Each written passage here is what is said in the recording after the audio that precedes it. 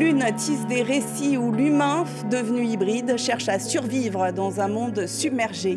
L'autre transforme les déchets de plastique sur les plages en sculptures engagées. À travers l'invention de la mer, Laure Limongi, autrice, interroge notre avenir aquatique. À ses côtés, Sophie Hélène, artiste plasticienne et fondatrice de l'association SOS Laisse de Mer, sensibilise à la préservation des océans à travers l'art. Bienvenue à toutes et à tous dans À l'affiche pour une émission en lien avec nos océans à quelques jours du grand sommet de Nice.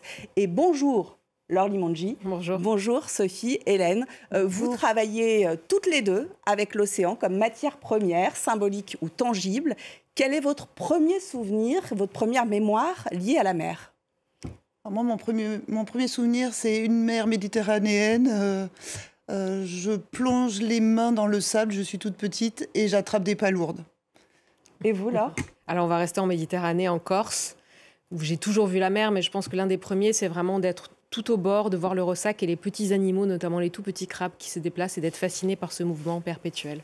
Oui, c'est fascinant, l'océan. À vous lire, Laure. Dans 100 ans, nous serons hybridés avec des animaux marins. Une île comme la Corse, vous en parliez, sera totalement submergée. Pourquoi cette mutation que vous faites vivre dans ce livre, l'invention de la mer ? Alors, pas totalement, sinon je vais me faire gronder par mes compatriotes, mais pas mal submergée. Je pense que l'idée, c'était d'essayer de décentrer un petit peu un regard qui est trop anthropocentré, humanocentré, et de s'intéresser à ce que ce serait d'être un petit peu moins humain et un petit peu plus ouvert aux autres espèces, parce qu'en réalité, nous sommes toutes et tous interconnectés. La conférence qui a lieu en ce moment ne cesse de dire à quel point on dépend de la mer. Donc pour moi, imaginer cette hybridation, c'est imaginer l'autre en nous d'un petit peu plus près que d'habitude, et de porter d'autres langages, d'autres cultures, et de voir si, par hasard, l'humanité ne pourrait pas mieux s'en porter, peut-être.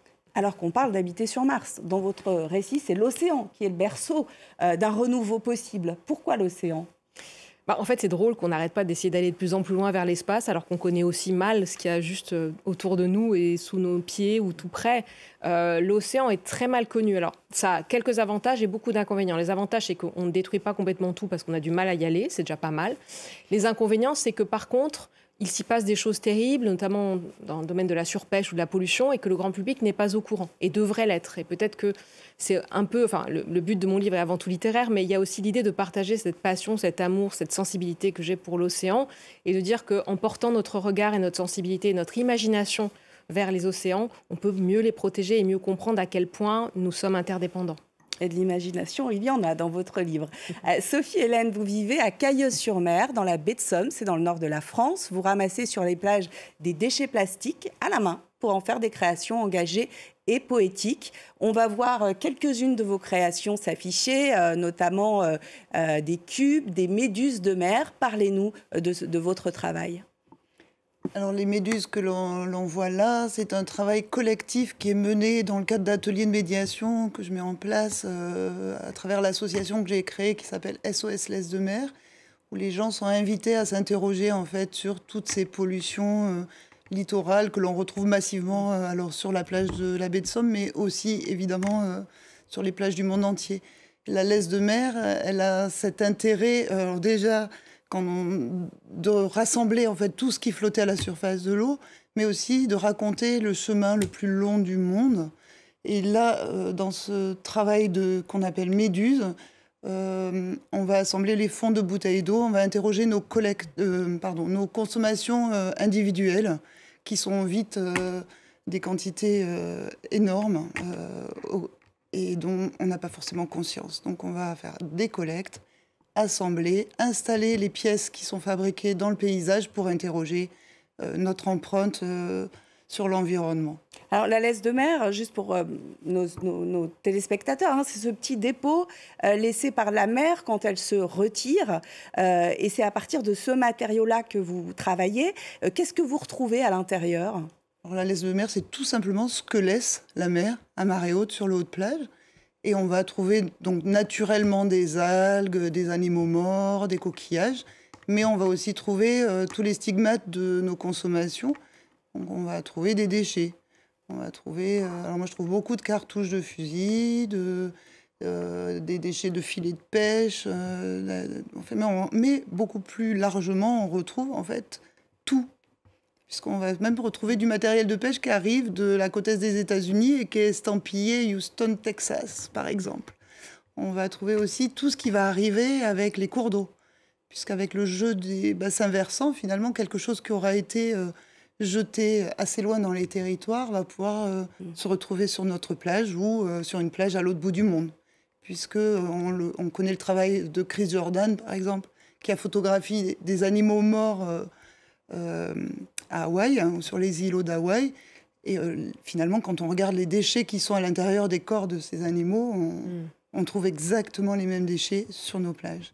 Donc c'est ça qui est intéressant, c'est de montrer comment notre petite plage peut raconter l'universel, en fait.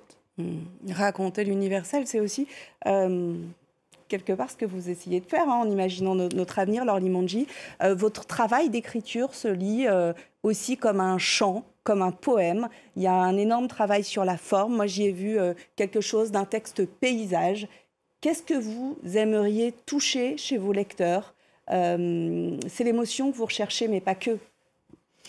Oui, l'émotion, la sensation aussi, et comme je disais, se déprendre peut-être des habitudes que l'on a. Alors c'est un texte qui peut sembler étonnant, puisque le présupposé, c'est qu'en s'hybridant dans un futur à des espèces marines, on découvre que non seulement les animaux ont un langage, mais ils ont des formes artistiques et littéraires.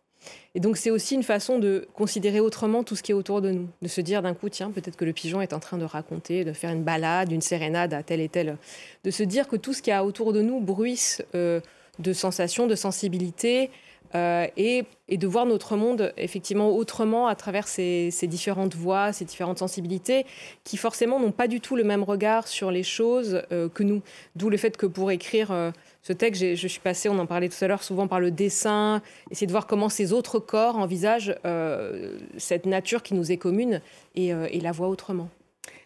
Et de votre côté, vous proposez aussi de voir finalement la mer autrement en proposant à des nombreux publics ces collectes de déchets sur la plage. Comment les gens qui sont là, qui font ces promenades avec vous, réagissent à vos installations et à votre démarche ? Je pense que ce qui les intéresse avant tout quand on se promène ensemble sur la plage, c'est que tout d'un coup, ils s'aperçoivent qu'ils n'avaient pas regardé. En fait, c'est vraiment un travail sur le regard que je fais. C'est juste d'abord un décryptage et puis, à travers les items qu'on va trouver, dérouler des récits. Parce qu'en fait, moi, je me suis beaucoup attachée à essayer de comprendre pourquoi telle ou telle chose se retrouvait là, sous nos pieds. Et ces récits nourrissent des envies artistiques et ça peut s'incarner dans des œuvres d'art ensuite dans un second temps. Et à partir de mes productions propres, de mon travail artistique, j'ai développé des ateliers artistiques que je partage avec le public, donc qui va devenir acteur et produire leurs propres œuvres, qui va à son tour en fait pouvoir devenir un objet de médiation. Je vous propose à présent de découvrir le portrait d'un photographe qui a travaillé pour l'agence Magnum. Les clichés saisissants de Jean Gomis, 76 ans, s'exposent au musée de la Marine à Paris. Il a immortalisé le quotidien des pêcheurs et les catastrophes en mer sur plusieurs décennies. Charlotte Prudhomme l'a rencontré.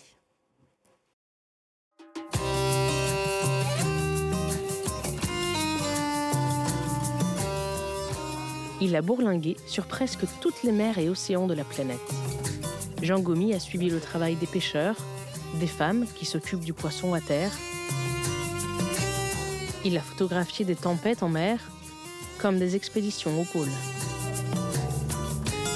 Et il a immortalisé ceux qui ont tenté d'éviter l'impossible, le naufrage de l'Erika. Ça ne reviendra jamais deux fois, cette histoire-là. C'est hallucinant. Vous êtes dans un vaisseau de science-fiction, un vaisseau spatial, vous avez deux types hyper chevronnés pour le remorquage et le sauvetage de bateaux en mer. On a le Erika totalement en deux déjà, là on ne le voit pas trop bien. Et ces gars-là regardent comme nous, ces choses-là. Je veux dire, ça c'est une image, ça serait intolérable de la manquer. Le pétrolier sombre en 1999 au large de la Bretagne, laissant s'échapper 20 000 tonnes de fioul. Mais c'est d'abord la pêche qui passionne Jean Gomis depuis son plus jeune âge. Toujours prêt à immortaliser une scène, un instant, et parfois la prise de risque est indispensable pour témoigner. Vous vous sentez un peu responsable, au moins pour la mémoire des choses. Il s'agit de le faire bien, avec tout le savoir-faire esthétique que vous avez, mais en même temps, vous n'êtes pas militant, mais vous êtes concerné. On se mouille vraiment, quoi. Et on n'est pas des touristes. Le musée de la Marine à Paris expose près de 150 tirages du photographe. Il cherche toujours à avoir une proximité avec ses sujets. Il a une expression qu'il utilise, c'est seuls tous ensemble. Et donc c'est la recherche de partager le quotidien des personnes qu'il photographie, de comprendre les enjeux auxquels ils sont livrés et de témoigner du monde d'aujourd'hui.